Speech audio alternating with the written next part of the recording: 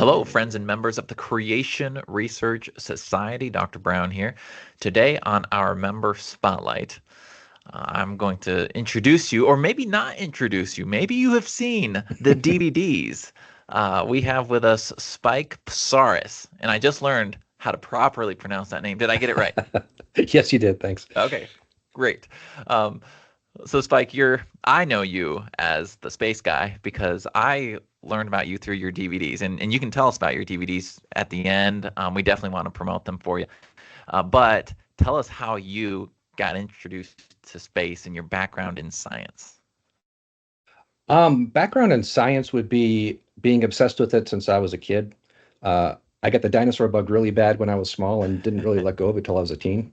I could still have a geology textbook that my mom bought me when I was 7. So that's the kind of kid I was. Wow. Wow. But then coming into college age, my interest shifted from the ground to the sky, and I became obsessed with astronomy and cosmology, and that was my passion. And post-college wound up, my degrees in electrical engineering, wound up as an engineer on the military side of the U.S. space program. Okay. And did that for a number of years. And I did all this as an atheist, I should say. I was going to ask. All right, so your scientific background, you were just a kid, loved science, pursued science. I love that part of the story. We want Christian young people to love and pursue science. Science glorifies God as far as we're concerned. But you did it as an atheist. So then, Right. How did you make that transition? While working in the space program, I was 27 years old, so just 4 years ago now. Christian coworker saw me reading a new agey kind of book over lunch one day, and despite being, rational, skeptic, atheist, I was interested in Zen Buddhism because atheists aren't really consistent, right? He asked me, do you really believe that stuff? I said, I don't know, just something I'm reading. And we got to talking, and I find out he was not only a Christian, but also a creationist. And I had never met a creationist before. I grew up in a non-believing home, and I thought science showed there is no God, so why would you want to believe in one anyway? So I challenged him. I said, what do you do with all the obvious evidence for evolution? And he said, what obvious evidence is that? And so I talked about radiometric dating and fossil sequences and all this other stuff. And everything I brought up, he had an answer for. Sometimes not right away. Sometimes he'd have to go look something up, but Sure. He always came back with an answer. And So this was over the course of days and weeks? Months, yes. Months, okay. I kept asking questions, and he kept having answers. He was very well interested in apologetics, had all the creation materials that were available at the time, along with countercult and other types of apologetics things. And I was intrigued by this new worldview. I didn't accept it, but I at least understood, okay, this man isn't ignorant of science like I had assumed he must have been. I didn't necessarily agree with his worldview, but at least it seemed to be consistent. And eventually I ran out of questions to ask him, which he noticed. And then he turned the tables on me. And he said, well, you believe in the laws of physics, don't you? And I said, well, yeah, we use them here every day. He said, how do you reconcile those with the Big Bang model? And he didn't even explain what he meant. But as I thought about the question, I realized, well, wait a minute. You knew, yeah. I said, Big Bang and laws of physics don't play well together. I need to fix this. I'm apparently believing two irreconcilable things at the same time. And so the conversation, my attitude shifted from being a fun game to trying to find a problem with his worldview to realizing I had a problem with mine. Wow. And so that began a long journey of me trying to justify my atheism. And then he starts bringing in creation books for me to borrow. And so I'm reading those at the same time. Do you remember any of those? Like, what were some of those? The Genesis flood, I think, was the one that had the biggest impact on me, showing there's a whole new paradigm for how to interpret the geological record. I had never heard any of that. He also brought in a lot of stuff like Josh McDowell, evidence for the historicity of the biblical text, those sorts of things, which I had never heard anything about. I mean, funny how all my secular humanist heroes, Asimov and Sagan and all those guys never talked about any of that. So anyway, I started going through all my old textbooks, and suddenly all these logical holes are appearing where there's math and then there's hand waving and then there's more math. I'm saying, insert miracle here. Right. I'm saying, what happened to my textbooks? They were fine a couple of years ago. Why didn't I notice any of this then? And after about a year of trying to disprove his Christian worldview, I realized I couldn't. And at that point, I had to make a choice. I said, well, I can continue believing my old worldview But I now realize that's untenable, and I can't, believe something that's not true. This is the Lord using my pride against me now. But at the other hand, I understood that if the Bible was true, that meant there's a creator to whom I'm Mm. accountable, and I didn't want that either. So I eventually accepted the evidence that creation was true while still not wanting to accept the Bible. So I became a creationist before I became a Christian in a sense because I That didn't is want fascinating. Like you didn't like almost the never hear implications that. of it. But it's a very uncomfortable place to be because I knew I didn't have a consistent worldview, and that's very disorienting. I don't recommend it. Until finally I realized, hey, wait a minute. If the Bible's true, then yes, you're accountable to God and you've been heaping up wrath for yourself your whole life. At the same time, this means that the gospel message, which you heard at age 12 but rejected because science shows there's no God, that means the gospel message is true too. That yes, God knows your sin better than you do, but loves you despite that, Hmm. enough so that he sent his son to pay for it. And I was like, well, why am I fighting this? This truly is the good news. What better news could there be? What an So, amazing story. So, so at that so point, I became a yeah, Christian. go ahead. And now I'm all enthused with my new creationist worldview and try sharing with my coworkers who were not interested.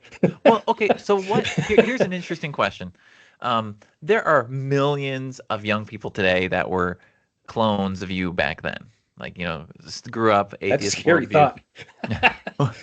Right. Well, and what made you see the light when, like, your coworkers, you just said, weren't as enthusiastic about this?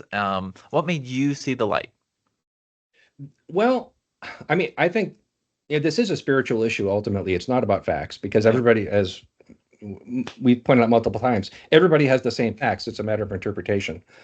For me, I was just stubborn and I didn't want to continue to adhere to something that I knew was false because that would be intellectually dishonest, and I can't be intellectually dishonest, right? Pride again. sure. But I was then puzzled because at that point I thought it was merely an evidential thing, and surely if other people saw all this cool stuff, that they'd be excited about it too. And I'd have people admit that, what I was saying was correct, but then walk away. And I was like, well, but don't you understand the implications of this? But people just shrug. So I don't, this is a spiritual issue. Ultimately, the Lord has to open people's hearts, I think. Um, You know, and I that's, we can plant seeds, but that's all we can do, I think. And I think it just highlights the important role of all of us, as that Christian brother did to you, just Sure. coming alongside someone. And you did not get there in a day. Right. Um, And he was very gracious too. yeah, He didn't preach to me. He just patiently answered all my questions. Was very humble in all of it. And looking back, I was probably condescending in my attitude toward him, but that didn't, he didn't pay any attention to that. So I'm very thankful that the Lord put him in my path and that he was prepared for that. Because like I said, this was, a year or so of arguing with, I shouldn't say arguing, of discussing this with me. sure. And a lot of people want to have just a couple of verses that you hit someone with, and surely that'll win them over. That maybe works sometimes. It didn't work on me, and I assume there's a lot of people. You need to if someone has this structure of a worldview built up around themselves, you need to patiently dismantle that. I think in some cases. Well, Um, and just what an example of how we as Christians need to be salt and light in our professional lives as well as our private lives. Like sure. this person, he was just trying to influence the people around him, and he influenced you. And look how many people you've influenced as a result of that. You've influenced me. I mean, Oh, thank you. I saw your DVDs several years ago, and I was like, okay, yeah, they have been some of my go-tos for the astronomy side of things. Hey, so Oh, tell us thank you. about that. You now are full-time into creation ministry, but that doesn't happen overnight. You joined the CRS in 1995. Right. So you jumped in with both feet, it looks like. Yeah, I mean, I was all excited about this. Because origins is something I've always been interested in, first from the other side and now from this one. As a new Christian, I approached the pastor. Well, back up a minute. I joined a church, the first church I found that actually taught that the Bible is true, uh, which was not the first one I tried, unfortunately. I'm sure. Uh, New members class, there were half of a class was on the doctrine of creation, and the church, of course, endorsed it. And I noticed that all the handouts vanished immediately. So I approached the pastor afterward and I said, I just come off of a year of trying to disprove all of this stuff. There seems to be some interest. Once new members is done, would you be interested in having a session or two just on that I could do? And he said, sure. And then that, one class turned into two, which turned into six, which turned into suddenly I had my own Sunday school class. And so over a period of years of teaching that class, that gave me the opportunity to organize and collate all this information that I, had access to, and doing it in a methodical way. And the DVD series that you mentioned actually came out of that class, where I was just going systematically. Okay, we'll start with the solar system, go planet by planet, and then move our scope broader and broader. Yeah. Stars, galaxies, universe, and just taking it every step of the way. And I can attest. I love that approach. So anybody out there, definitely check that out. What's the name of that series? It's an unwieldy title. What You Aren't Being Told About Astronomy. And CRS carries it in the bookstore, I believe. So yes, that would be the recommended place to go. How do you're looking forward? You've already been used so much, but what's the future hold for you as personally, and then like for the movement at large? What's our next step here? The movement at large is really exciting. The CRS has a conference now every year, which we did not used to have at the beginning. Every year it's gotten better and better. Some of the presentations I find them really exciting, and in areas that we haven't even typically discussed before. So it's really exciting to see that. It seems like there's a lot more activity and interest and momentum, I think. Yeah, I agree. In what we're doing. So that's really exciting. Personally, I'm currently working on converting the solar system video to a series of television episodes. There's a Christian TV channel that will carry these, and Lord willing, if this works, we'll have access to 800 million households around the world. Oh, wow. That would be awesome. So all my materials will eventually be on that platform, Lord willing. Then after that, I'm working on volume 4 of the series. There's 3 currently. Number 4 has been a while and coming together. That'll be on the Distant Starlight issue. The plan after that is to complete the series at 5. The 5th volume will be on exoplanets and other solar systems. Then there's other videos I want to make on other topics, things that I don't think the creation community is really addressing so much as I'd like to see. Yeah, as you can probably guess, I like to go in depth on a topic and do it comprehensively. And that's what that's what the Creation Research Society is designed for. So hey, what a great commercial for the CRS, because that's really I think what is supposed to set the CRS apart is if you want the technical side of creation science, then be part of a research society. And the CRS, the oldest, largest research society out there. So we definitely welcome all folks like you. Sure. I will also say you don't have to be a researcher to join. I don't consider myself a researcher. I mean, a lot of times people categorize, well, there's researchers and then there's, explainers or popularizers. I view myself more as being the latter. Sure. I'm not doing a lot of original research per se, but I'm taking the information that's there and making it accessible and hopefully interesting. And the CRS is, very welcoming to people like me as well. And so if that's someone's watching in that category, yeah, absolutely. Thanks for saying that, because sometimes we do focus more on like the science side. If you're a scientist, join. Right. But you have a science background, but you're, like you said, an educator, really. Yeah, probably. That's fair.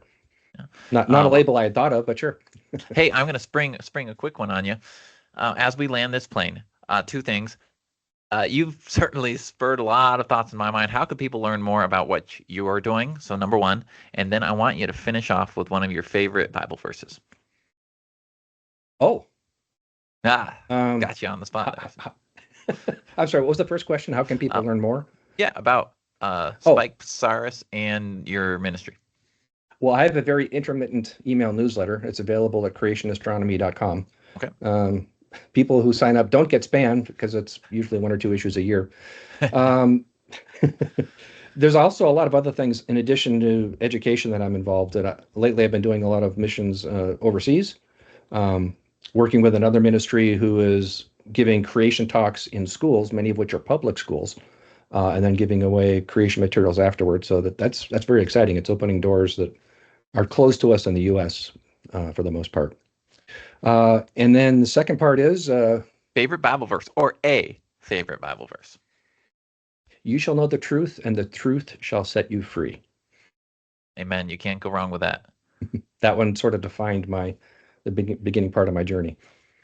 Well, hey, thank you for joining us. I know it was brief, but thanks for giving us a glimpse of your story. I think this resonates with a lot of people and highlights the need that is out there for not just creation science, but creation evangelism. Sure. Yeah. Thank you for having me. Pleasure to be here. Our pleasure. Hey, if you are someone who loves God, loves science, loves God's word, loves studying God's creation, then you should be a member of the Creation Research Society. We would love to have you a part of this network.